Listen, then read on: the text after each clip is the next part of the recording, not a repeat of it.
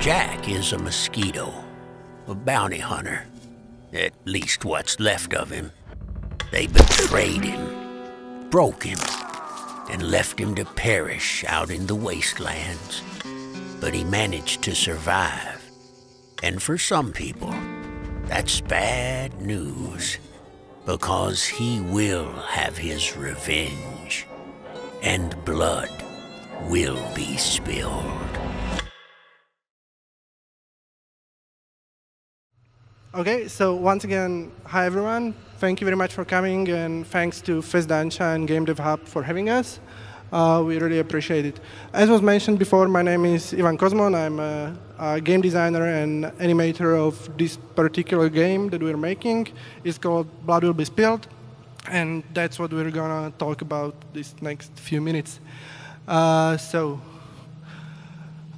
will I talk about? First, I'd like to introduce the game that we're actually making. As in probably May, we finished our first year of making this game. I'd like to tell you more about what we actually achieved in this first year. And in the third section of my presentation, I'd like to talk about the things that we learned along the way, how we approach the things that we do, and some lessons learned, I hope. So who we are, we call ourselves Double Quote Studio, like from a month ago probably, because we realized that we probably need to call ourselves somehow. So we are a small 4-person studio from Bratislava, and we are 2 artists, me and my brother, and 2 programmers, and we like to say that we are 4 managers in our team. So what's the game that we're making? It's called Blood Will Be Spilled. As you've seen in the trailer at the beginning, you play as a mosquito bounty hunter. It's a 2D action platformer set in a world inhabited by insects. It's got a spaghetti western theme, and we are making it in Unity. It's the first game that we have ever worked on, and we've been working on it since like April 2014. Some of the unique selling points or the features that we are currently working on, we want to have really action-packed shootouts in the game where every bullet would count. So like in all the Western movies, you've got just a 6-shooter pistol, and you need to reload 1 bullet at a time.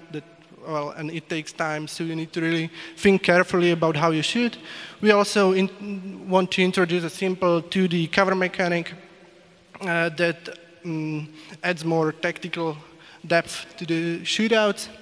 As the main character is a mosquito, you will be able to suck the blood of your enemies to fuel your more powerful abilities and skills that are divided into 3 skill trees that each of them accommodate a certain playstyle.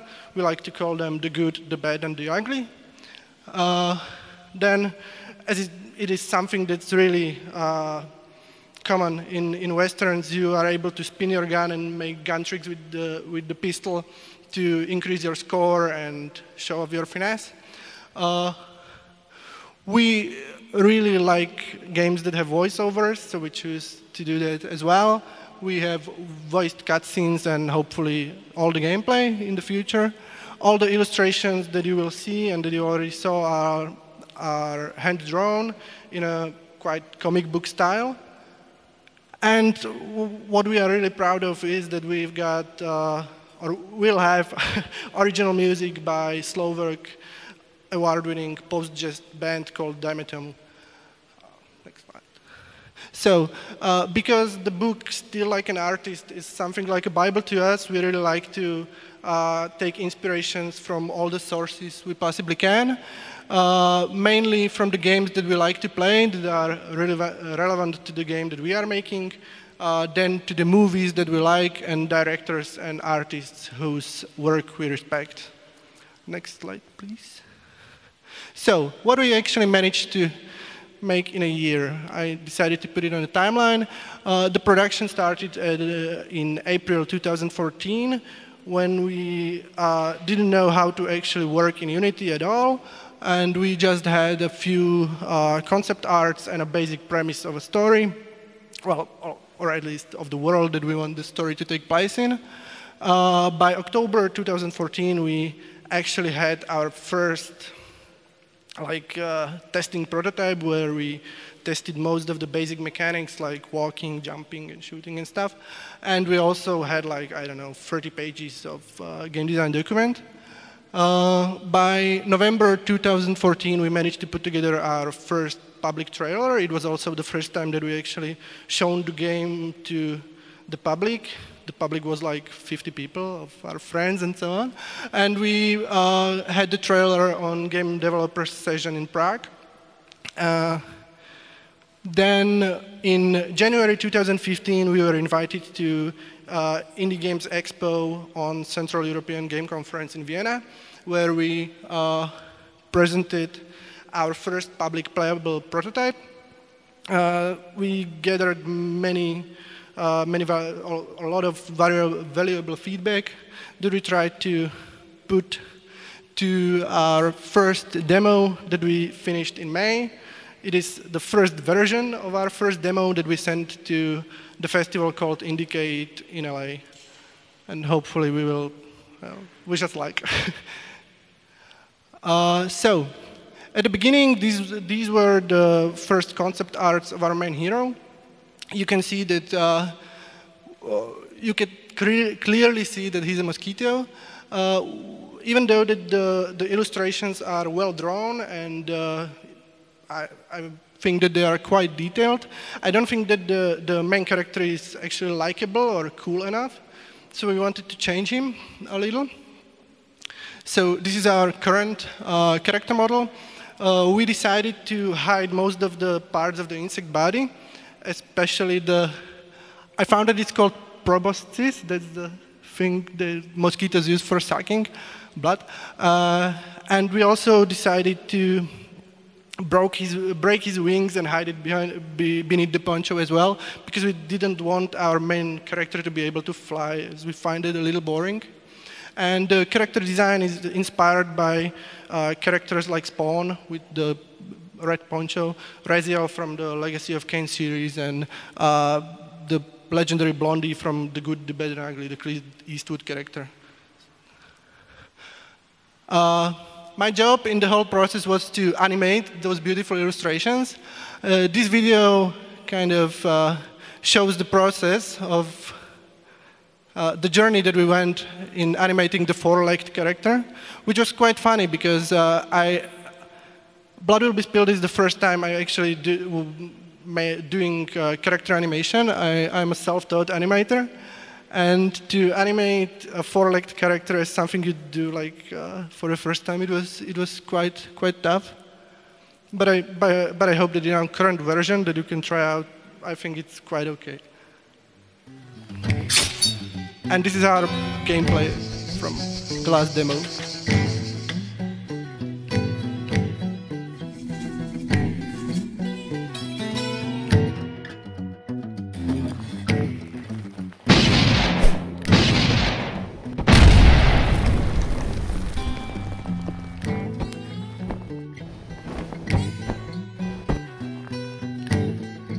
There's too many of them for Jack to blindly rush in. He needs to be careful.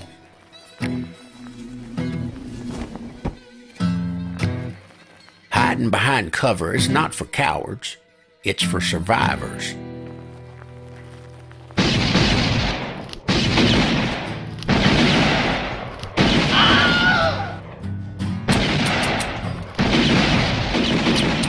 They should have gave in when they had the chance.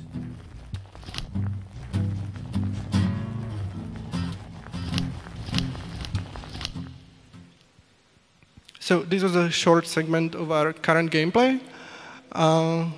So from the things that I want to talk about how we actually do things, in our previous career in commercial design and advertising, we found out that having a distinctive visual language that you use is actually something that's really helpful, especially in the long run. because it makes all the things that you produce and put on the internet more recognizable, and it is clearly attached to your brand and your brand language, even without the need to have your logo attached to everything that you produce.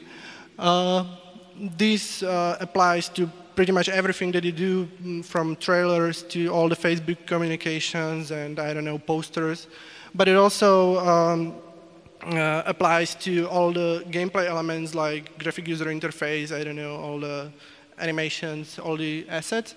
What we use mostly is having consistent visuals. That means that everything that we use is more or less hand-drawn, or at least done in a way that would look like it's hand-drawn. Also, having a specific style, we use certain colors, certain shapes and stuff. And as I mentioned, a really specific color palette. We try to avoid some colors and use some specific colors more than others, and so on.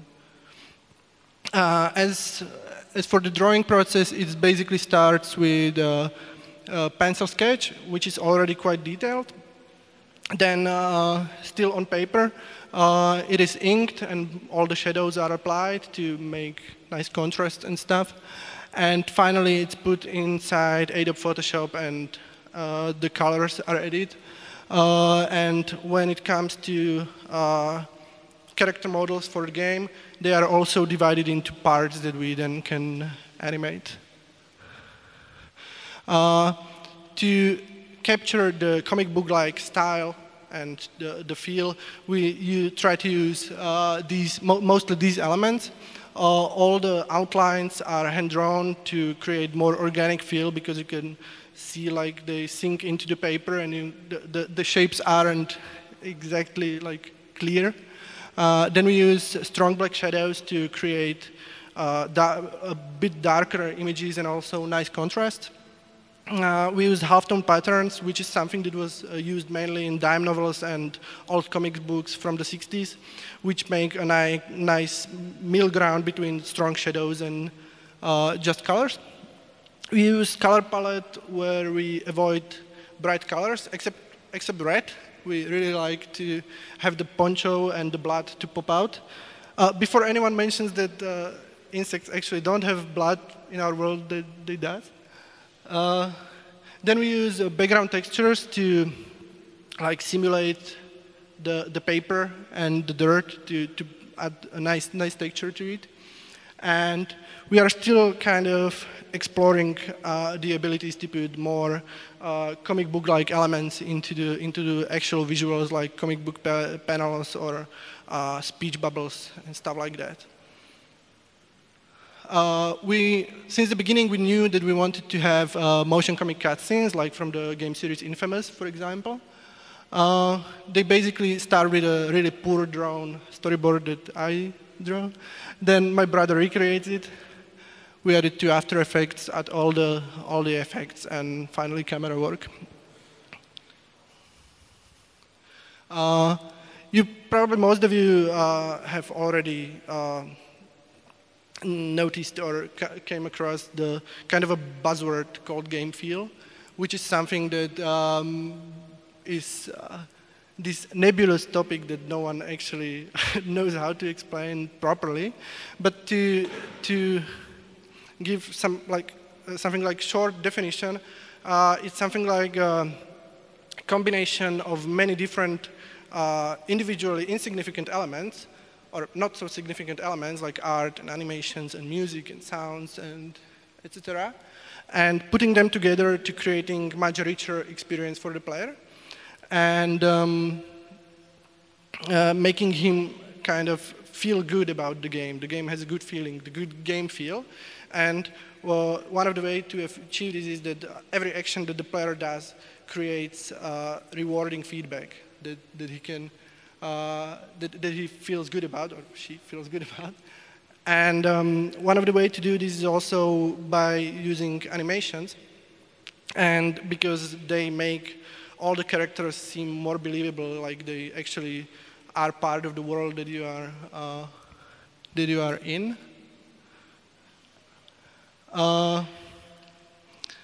this part was supposed to be animated, but because of the technical problems, we needed to cut it out.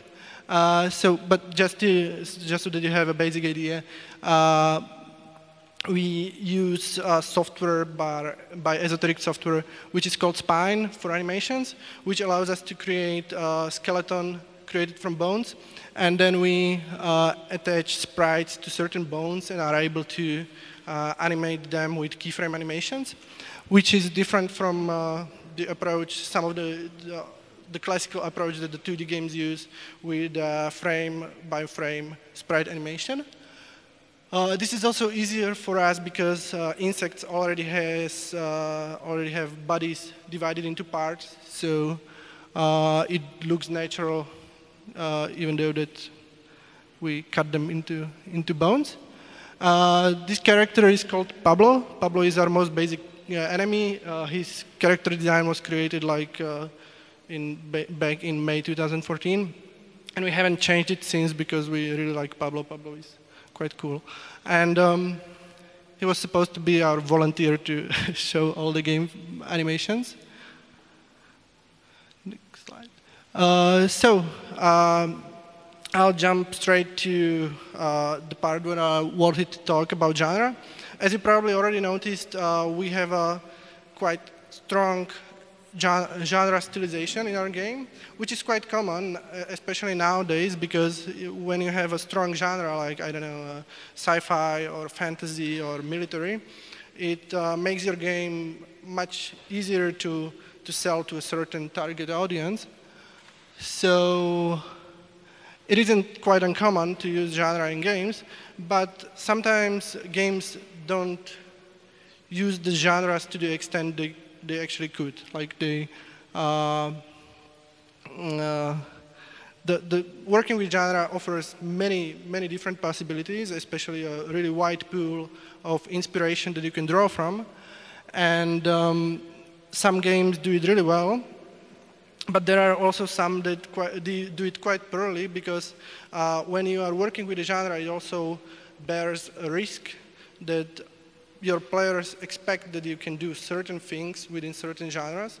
So, for example, a game, Watch Dogs, which some of you probably know, was a game about a hacker, but what he did most of the time was drive around in cars, shoot or beat people, so it wasn't that much a game about hacking. And we kind of wanted to approach it in a way that there are, in our opinion, there aren't that many Western games. So we wanted to, or want to create a Western game that actually feels like a Western game, that you can do things that you could do if you would be a hero of a Wild West movie. So I already mentioned a few times the term spaghetti Western, so to explain what it actually is. There is a certain misconception that the spaghetti Western is those comedy westerns with Italian comedy westerns with Bud Spencer and Terence Hill, but it's not exactly the case. Spaghetti westerns is a subgenre of Italian cinema, of Italian westerns. They were mostly shot in 60s and 70s of the previous century. They were basically mostly lower budget Italian films about their quite exaggerated vision of American Wild West. One of the probably most famous directors is Sergio Leone and his legendary movies like The Good, the Bad, and the Ugly, and Once Upon a Time in the West. Next slide. What is typical for this genre is that those movies have these really strong protagonists, but they are usually mostly anti-heroes with professions like bounty hunters and drifters and bandits and so on. And they often have questionable morality, where in those stories things like money or revenge is acceptable motivator for their actions. And usually those characters, this isn't necessarily a rule, but it happens quite often. They are not so talkative. They are quite silent characters whose agenda is usually a mystery to all the people around them and is usually revealed much later in the story. Next slide. And what works for us as we are making an action game is that those movies have insanely high body counts when the life doesn't have that much of a value in those movies, and action and violence is usually used as something that moves the story forward. So it really works for you when you want to make an action game. Next slide, please.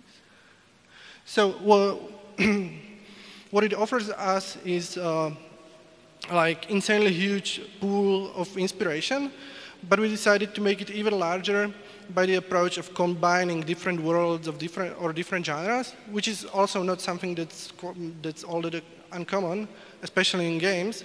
So we decided to combine the spaghetti western genre with the world of insects and create a brand new world.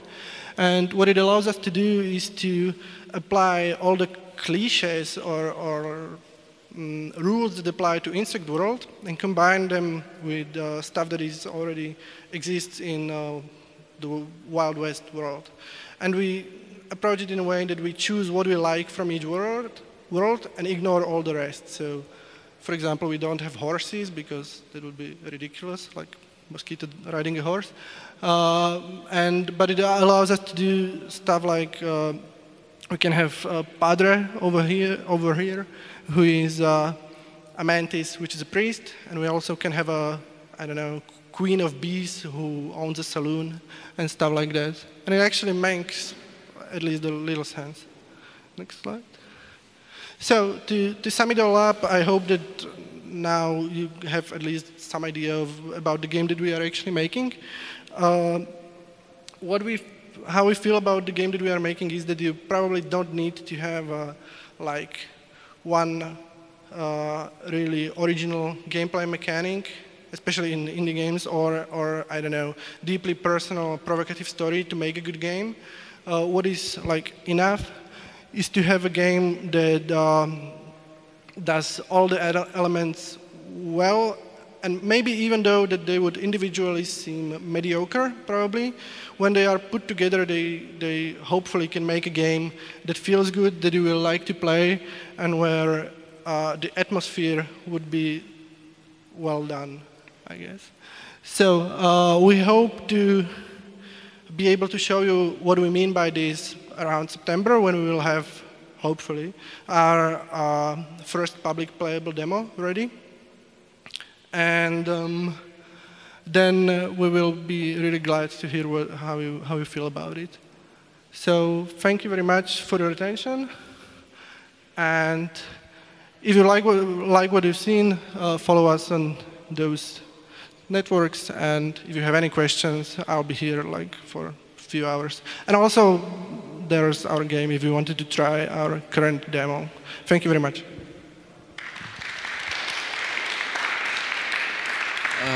Thank you for your presentation, and we have a few minutes for some Q&A, so if you have any questions, just wave and I'll come to you with mic. No one? Okay, why have you decided to move from commercials to making games or video games development? Well, since like our childhood years, we were really fascinated by games, and we wanted to like be able to create some, I don't know, games, because we always liked movies, and games are something like interactive movies, I guess, because we like storytelling, not like hardcore storytelling, but storytelling that would be interesting. So games seemed like an obvious choice, I guess. And we didn't like the commercial sphere of, I don't know, advertising all that much, so we wanted to kind of quit doing that. So that's basically the reason why we choose to do so. Okay, any questions? Hi, you said that you are a self-taught animator. Yeah. So how did you start? Oh, well, the first thing that I would advise is to get a software that has good documentation, I guess. The Spine is really good at that. They have really, really nice documentation and a good community that kind of can give you all the feedback you need. And then it was like gather all the books and tutorials that you are like able to, and try it out, and hopefully one day it won't look ugly, I guess. That was my approach, at least. And I still don't think that the animations are top-notch, and there is still a lot of work that can be done. So it's like never-ending process of learning, I guess. Any more questions?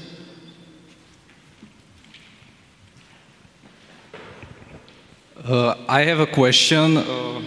Who was the speaker guy in the trailer and the cutscenes? Because he sounds professional and with American accent. Yeah, he's a professional. He's a guy that did voiceovers for like insanely huge amount of indie games like Torchlight or Incredible Adventures of Van Helsing, where he did voiceover for like, I don't know, 40 characters or so. I don't remember his name exactly. Do you remember? But I can find it out, and I can like recommend him like with all my heart, body, and soul, because he's a great guy and like awesome professional, and yeah, and he wasn't all that expensive, honestly. So find me afterwards. I can tell you who he was. More questions? Okay. Did you use Wilhelm's scream sound effect in one of these? Yeah, we use it with some, I don't know, like 5% chance that it will play when a character dies, but yeah, it's Wilhelm's scream. Yeah. Okay. Well, so thank you. Thank you very much.